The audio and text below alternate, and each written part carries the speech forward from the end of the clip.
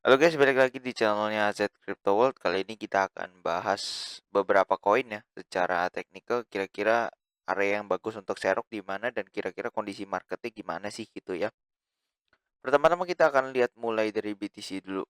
Nah ini BTC kalau kita lihat kemarin mantul ya dari trendline yang kita bikin nih. Walaupun dia mantul nggak seperti yang gue bilang di 41, tapi kalau kita bisa lihat di sini, kalau kalian narik trendline yang sama dengan gue, maka dia akan kurang lebih mantul di trendline itu gitu ya. Berarti kita tahu kalau kita tuh bergeraknya bersama whales gitu, di mana penahan-penahan harga ini ngantrinya juga berarti di trendline ini kurang lebih gitu ya. Nah, berarti sekarang apa yang harus dilakukan gitu? Apakah boleh serok? Kalau kalian mau serok di harga 40.000 mendingan jangan ya. Jadi kalau kemarin mungkin kalian serok di harga 30 ribuan itu baru agak oke gitu ya. Nah, untuk sekarang gimana nih gitu ya? Untuk sekarang, kok kita bisa lihat di sini umumnya kalau biasa dia udah nyampe sini, nyampe bawah trendline ini, biasanya kan ke atas ya, ke atas entah di sini atau di sini gitu ya, baru ke reject gitu ya. Itu ada kemungkinan seperti itu gitu ya. Tapi yang kita tahu sekarang kondisi market tidak baik gitu ya. Kondisi ekonomi juga sedang tidak baik, inflasi pun tidak baik, semuanya naik harga di mana-mana, naik seenak jidat. Lalu belum pemerintah US, The Fed itu mau stop printing money dan juga mau take profit lah di market gitu ya. Jadi kita tahu pasti aset-aset seperti Bitcoin, saham gitu dan yang lainnya pasti akan turun gitu ya, dan itu kita harus cukup hati-hati terhadap hal itu gitu ya. Makanya kalau gua ngelihat ini BTC mungkin akan bikin seperti ini gitu. Jadi dia akan di sini mantul sedikit ya, tapi akan kepentok entah di resisten mana. Kalau gua ngelihat di sini ada resisten kecil di sini. Kita tandain dulu ya. Di sini ada resisten kecil di sini. Nah, ya, kita perhatiin di sini daerah situ. Lalu nanti bisa jebol ke bawah. Itu ya. Itu sejauh ini masih persiapan gue sih. Jadi kemarin gue udah serok di sekitaran sini 39.000 sekian. Nanti pada saat di atas gue akan jual sih yang gue serok gitu ya. Nah, caranya main gitu gimana? Jadi contoh ketika turun-turun gini, kalian averaging terus nih. Kalian itu strateginya harus ingat angka angka averaging kalian gitu. Jadi contoh kalian averaging di 39.400 gitu ya. Sebanyak $100 gitu contoh. Maka ketika nanti naik di sini, kalian akan jual sebanyak $100 juga gitu. Jadi kalian nggak ambil cuannya gitu ya. Jadi itu istilahnya cuannya ngebantu untuk nutupin averaging di sini dan kalian di sini ambil modal gitu ya. Jadi nanti kalau ketika dia turun lagi, maka $100 kalian bisa dipakai lagi untuk beli lagi gitu ya. Bisa ngambilin cuan lagi dan kalian bisa jual modal aja gitu terus ya. Lama-lama kan akan makin banyak seperti itu.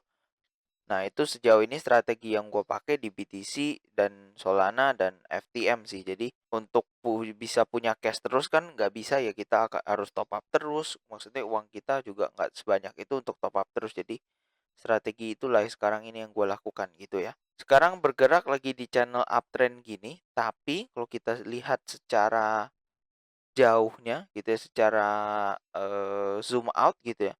Kalau kita bisa cek di sini adalah di sini turun ya. Jadi kenaikan ini sepertinya hanya berupa koreksi gitu ya. Sejauh dia nggak break line ini, yang kuning ini gitu ya. Kalau dia break bikin candle atas gitu ya untuk break kuning ini, maka itu confirm uptrend lagi gitu ya. Tapi kalau misalkan dia hanya bergerak di sini lalu nanti kemudian jebol gitu ya, mungkin sampai amit-amit 30.000 lagi, yang terjadi adalah world crypto market ya hancur gitu ya. Pasti pasti semua bisa halving semua lagi asetnya dan market cap crypto akan turun sangat parah lagi gitu. Jadi makanya dari kemarin gue selalu bilang untuk eh, simpen cash gitu ya. Karena sekarang posisinya chance untuk turun lebih gede daripada untuk naik gitu ya. Jadi lebih baik menurut gua kalau CL 10%, 20% nggak apa-apa gitu. Tapi nanti kita pada saat harganya di bawah kita bisa nambah gitu atau averaging down gitu. Jadi itu lebih baik sih menurut gua seperti itu. Oke. Sekarang kita lanjut ke SLP. SLP ini sekarang kita bisa lihat kemarin masih mantul ya di kurang lebih di area kotak orange yang gua gambarin gitu. Untuk SLP gimana, masih ada kemungkinan naik gak gitu ya? Nah, balik lagi semua ini tergantung dengan news ya kalau SLP itu. Jadi dia tuh nggak ada penggerak market yang tiba-tiba bisa naik, bisa turun tanpa ada news atau tanpa ada sentimen market gitu ya. Jadi kita kalau trading SLP itu istilahnya harus beli, hold sampai tiba-tiba di pump, maka itu ya hokinya kita ngomongnya gitu ya. Atau tiba-tiba ada sentimen market dari G-Host atau dan The Gang gitu ya. Nah, jadi kurang lebih gimana setelah dari sini ya? Setelah dari sini otomatis ketika dia mantul kayak tadi BTC, maka akan area ini nih guys, ke area 2 gitu ya. Nah, ketika di area 2 ini juga tergantung apakah BTC juga bisa break area ini atau enggak gitu ya. Tapi juga kadang untuk altcoin terutama yang modal SLP yang enggak ada terlalu use case-nya gitu selain untuk breeding, itu jarang dibeli dan jarang orang untuk trading gitu kurang lebih ya. Nah, makanya biasanya ketika BTC naik, market cap crypto naik, maka kadang pun SLP nggak naik gitu. Jadi kalau trading ini sih harus siap-siap nunggu news aja. Kalau nggak nunggu news dan lagi sangkut ya emang harus nunggu gitu ya. Kayak gue juga nunggu, tapi gue nggak masalah karena duit yang gue pakai pertama ya nggak gitu gede gitu. Kemudian kedua gue siap untuk ketika dia turun gue beli terus kurang lebih seperti itu ya. Kita perhatiin di area ini dua ini apakah dia kuat atau enggak ya. Kalau kuat maka akan hijau gitu aja gitu ya tanpa ada perlawanan kalau candlenya. Tapi kalau nggak kuat maka dia akan langsung reject gitu. Tapi nanti ketika dia reject kalau kita bisa lihat di sini kemungkinan akan turun lagi sampai di 13 gitu ya. Jadi buat yang mau serok SLP menurut gue nunggu di 13 gitu. Jadi kalau misalkan nanti 13 jebol kita seroknya di bawah 0,01 gitu. Itu area yang lebih aman sih karena ini area antrinya udah oke lah gitu ya. Oke, lalu rekomendasi gue lainnya kalian boleh coba cek untuk yang namanya Solana. Ini ya, ini kenapa gue Solana? Pertama Solana itu use case-nya udah banyak gitu ya. Dimana NFT, gameplay to earn itu udah pakai chain-nya Solana gitu. Dan salah satu tren baru di mana namanya move to earn, step N gitu ya. Itu pun di chain Solana dan itu cukup rame lah gitu ya. Jadi Solana ini barang yang oke juga untuk diakumulasi menurut gua karena penggunanya banyak gitu, rame dan masa depannya oke gitu ya. Oke, kalau untuk chart Solana gimana kira-kira serok di angka berapa Bang gitu ya? Kalau gua menyarankan untuk serok Solana di angka segini nih guys. Di angka sekitar sini. Jadi dari sekitar 85 sampai dengan 75 itu adalah angka yang oke untuk diserok gitu ya. Tapi kalau misalkan kalian takut ketinggalan, dia masuk angka 90-an itu kalian udah boleh serok guys karena biasanya kalau kita bisa cek ya di sini dia di angka sekitar 87 88 tuh udah mantul gitu ya. Jadi kalau gue lebih baik beli agak mahal gitu. Yang penting nanti ketika dia naik kayak gini keikut gitu ya. Karena kalau kita cek di price range gitu ya. Contoh kita serok 90-an dia naik sampai sini ya sampai topesnya kemarin itu mau 57% gitu ya. Kalian kita bayangin candlenya sebenarnya kecil ya. Kalau kita lihat ini mah kenaikannya kecil gitu. Tapi kalau kita ukur dengan price range cuannya udah mau sampai 50% gitu ya. Dan makanya yang gue suka Solana adalah misalkan kalau kalian dari kemarin averaging di sini gitu ya. Maka cuannya udah 50%. Makanya kayak kemarin gue bilang Solana gue udah cuan 50%. Terus tiba-tiba sekarang balik paling cuannya sisa 10% gitu ya. 10-15% lah gitu. Makanya itu yang buat gua agak kesel kenapa nggak dijual gitu ya. Balik lagi keluar lagi omongan tahu gitu ya. Nah, tapi kurang lebih Solana juga istilahnya masih masih apa ya? Masih downtrend ya kalau kita gambar trend line di sini ya. Nah, kita butuh untuk Solana ini nge-break trend line ini gitu. Jadi ketika dia di sini gitu ya, naik, kemudian turun, turun gitu ya. Kemudian dia harus need to break trend line ini gitu ya. Tapi kalau misalkan dia jebol ke bawah, maka itu kalian harus kabur gitu ya. Tapi buat gua kalau Solana jebol ke bawah ini maka ini adalah kesempatan yang bagus buat gua untuk akumulasi lagi gitu ya. Karena ketika dia jebol ke bawah, sideways segala macam dan kita bisa lihat ya untuk ngukur cuan risk dan jebolnya itu di mana sih gitu ya. Kalau kita bisa lihat di sini jebolnya, di sini support selanjutnya kalau misalkan Solana jebol di area 75, yang pertama adalah ada di area sini nih. Ada di area sini. Ini support juga nih, boleh dijadikan support. Ini sekitar di 67 gitu ya. Kalau 67 jebol lagi kita bisa ngantri di area sini. ya di sekitar hampir 59 sampai 50-an gitu ya. Dan itu merupakan angka yang sangat bagus kalau kalian beli gitu ya. Karena kalau kalian beli gitu ya dari sini atau dari sini gitu ya, dia nyampe ke 140 atau 120, 120-an aja gitu ya. Maka cuan kita udah hampir 77% gitu ya. Jadi Solana ini oke banget karena ketika dia turun emang dia turun gitu ya. Lumayan banyak gitu, tapi ketika dia mantul juga oke gitu karena dan juga Solana itu ada use case-nya di mana orang beli dan yang nggak kayak SLP gitu di mana itu koin reward play to earn aja gitu ya. Jadi ini merupakan koin yang cukup bagus lah untuk diakumulasi Solana gitu ya. Oke. Kemudian kita lanjut ke FTM. Nah, ini FTM ini sekarang posisinya adalah lagi di support nih, support banget ya. Kalau kita bisa lihat support FTM ini kalian ngelihatnya agak gampang gitu ya. Dimana di sini kalau kita bisa cek area $1 itu merupakan dari kemarin udah disupport mati-matian gitu ya. Tapi kalau kita bisa lihat di sini, ini dipukul mundur terus ya. Gitu ya, dimana ketika ngetes mantulnya makin tinggi gitu ya. Tapi ketika di retest lagi di sini ya mungkin agak sempat nyentuh sini mantulnya nggak gitu tinggi. Ini dites, kemudian mantul nggak gitu tinggi lagi, tapi ini dites lagi. Nah, jadi kurang lebih kondisinya juga sama. Akankah bisa break trend line ini atau enggak gitu ya? Jadi kurang lebih kita akan berjalan di dalam trend line ini gitu dan kita lihat nih apakah akan break ke atas atau break ke bawah gitu ya.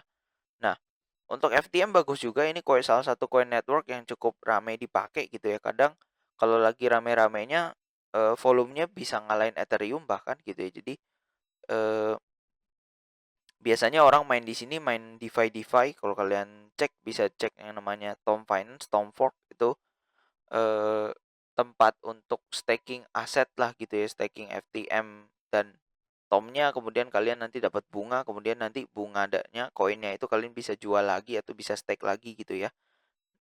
Nah, kurang lebih seperti itu. Nah, kalau mau serok Phantom di angka berapa?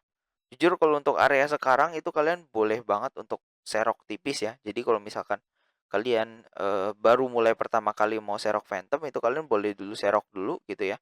Dan usahain kalau model Phantom Solana itu jangan dibajetin. Jadi maksudnya jangan dibajetin adalah contoh dalam sebulan kalian ikhlasnya taruh di dunia kripto ini berapa gitu duitnya gitu ya. Contoh duit-duit ngafe cantik gua lah 500.000 gitu ya. Nah, kalau 500.000 maka kalian boleh contoh 200.000-nya di BTC gitu ya.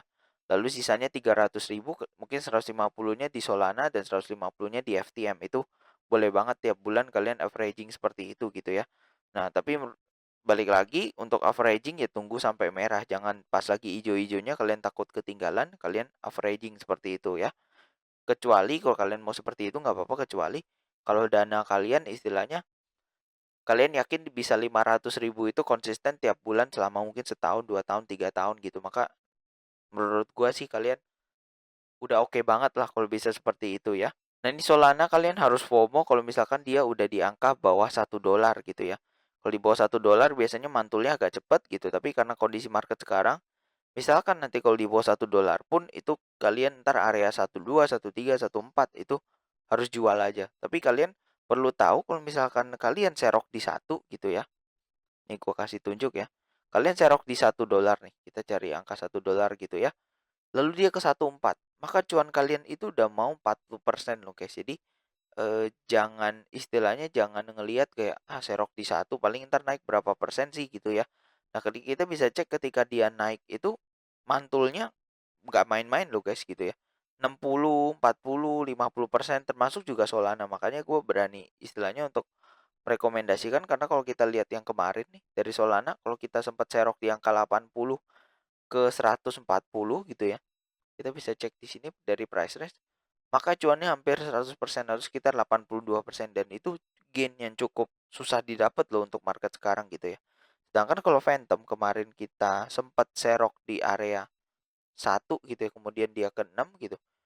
Itu hampir 60%-an guys. Jadi uh, it's a good deal lah menurut gue daripada kalian balik lagi nyerok-nyeroknya SLP lagi gitu ya dan dimana ketika nyangkutnya lamanya bukan main gitu ya dan istilahnya juga nggak ada use case gitu tapi kalau kayak Solana, Phantom gitu ya Kalau Solana kalian nyangkut, kalian mau flipping di NFT, kalian yakin silahkan gitu, karena use case-nya juga bisa buat yang lain gitu. Ataupun kalian contoh tertarik dengan salah satu play to earn game yang di Solana, kalau maka kalian bisa ganti juga ke Solana gitulah. FTM juga, kalau FTM kalian nyangkut di FTM tuh banyak banget DeFi dan yield aggregator lainnya yang cukup oke gitu, dan di sono kalian bisa staking aset kalian sambil nunggu istilahnya balik gitu loh. Nah, makanya istilahnya dua ini Solana dan FTM gue berani rekomendasiin, karena kalau istilahnya kalian nyangkut, kalian bisa cari apa namanya? Cari di luaran lah gitu ya, gimana caranya biar aset kalian gak hanya tertidur doang sambil nunggu dia naik intinya gitu. Tapi kalau SLP ya hanya bisa di stake di Katana, dan sekarang pun kondisinya Katana kalau kalian mau stake lagi pun istilahnya takut gitu ya. Karena baru terjadi hack gitu, kurang lebih seperti itu ya. Jadi perlu diingat, gue selalu bilang untuk harus punya cash, jangan sampai nggak punya cash gitu ya. Di kondisi market sekarang jangan di lamsam satu aset gitu ya. Jadi contoh kalian beli Solana, oh Bang AZ bilang beli Solana di 80, maka kalian punya cash 100 juta, maka kalian mati-matian nih 100 juta antri di 80 gitu. Menurut gue jangan kayak gitu, karena main seperti itu emang high risk bener, sekali mantul risk eh, returnnya emang gede banget gitu ya. Tapi sekali nanti rugi turun, kalau misalkan dia ke 50, maka kalian akan jadi orang stres gitu ya. Jadi makanya gue selalu bilang untuk averagingnya pelan-pelan gak apa-apa, pelan tapi pasti gitu ya. Lebih baik kita naik gitu ya 50 juta, tapi nanti naik bisa sampai 50-100% gitu ya. Tapi daripada punya 100 juta tapi kalian disuruh lewatin dulu sampai halving gitu ya, sampai aset kalian tinggal 50 juta. Kalau kalian tergoda nanti kalian CL tiba-tiba dia mantul, maka welcome to the crypto club yang kalian bagian part yang stres gitu. Jadi makanya gue bilang selalu punya cash di kondisi market seperti ini gitu. Oke? Jadi itu aja untuk video kali ini. Jangan lupa untuk like, comment, dan subscribe ya. See you kalian di video-video lainnya. Bye!